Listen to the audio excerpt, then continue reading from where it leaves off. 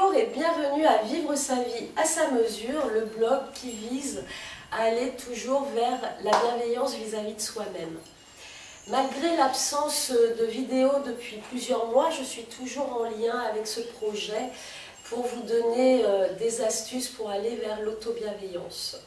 Et ces mois d'absence vous ont peut-être permis de mettre en pratique et de persévérer dans le bonjour à soi-même, de vous faire plusieurs cartes d'encouragement ou des lettres de bienveillance et de faire attention, de porter une attention particulière à vos pensées.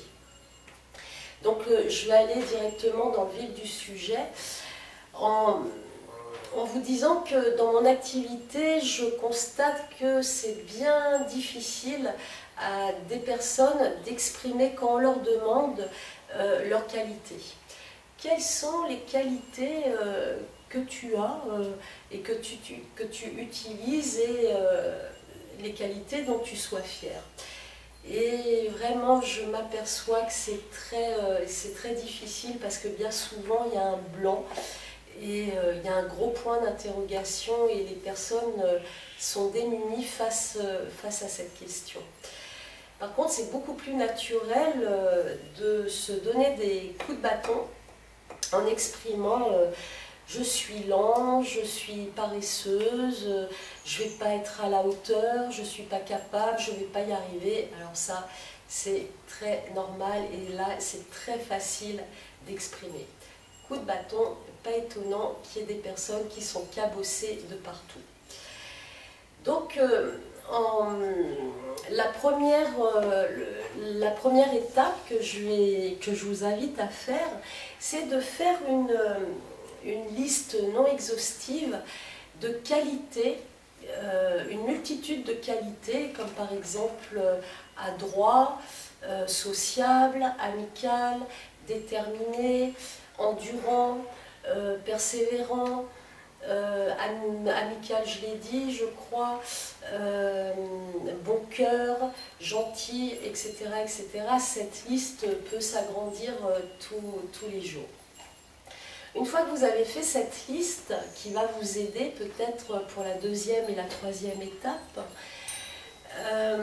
c'est d'identifier, d'inscrire 5 qualités que vous reconnaissez, qui sont vraiment là. Voilà, 5 qualités que vous reconnaissez. Une fois que ces 5 qualités inscrites, vous allez réfléchir et inscrire 5 qualités que vos amis, que vos proches vous reconnaissent. Alors, bien entendu, je ne vais pas vous dire allez courir auprès de vos amis et leur demander dis donc, quelle qualité tu me reconnais? Non, j'ai plutôt envie de vous inviter à réfléchir, à voir leur comportement, leur attitude, leur regard vis-à-vis de vous-même, pour justement vous laisser inspirer et inscrire les qualités qui vous reconnaissent. Vous avez 10 qualités face à vous et maintenant vous allez vous poser la question, mais ces qualités, bon, bah, je les utilise à l'extérieur, pour les autres, pour mon travail, pour mes loisirs, etc. Mais vis-à-vis de moi-même, comment je les utilise? Est-ce que je les utilise? Par exemple, si vous avez mis je suis soigneux ou soigneuse, posez-vous la question à combien et comment je suis soigneux, soigneuse vis-à-vis de moi-même? Comment je prends soin de moi? Est-ce que je prends assez de temps? Est-ce que je fais attention à moi? Comment je me porte une attention? Et vous répondez. Un autre exemple, si vous avez mis je suis patient, patiente, pareil, posez-vous la question, comment je suis patient, patiente vis-à-vis de moi-même? Comment je respecte mon rythme?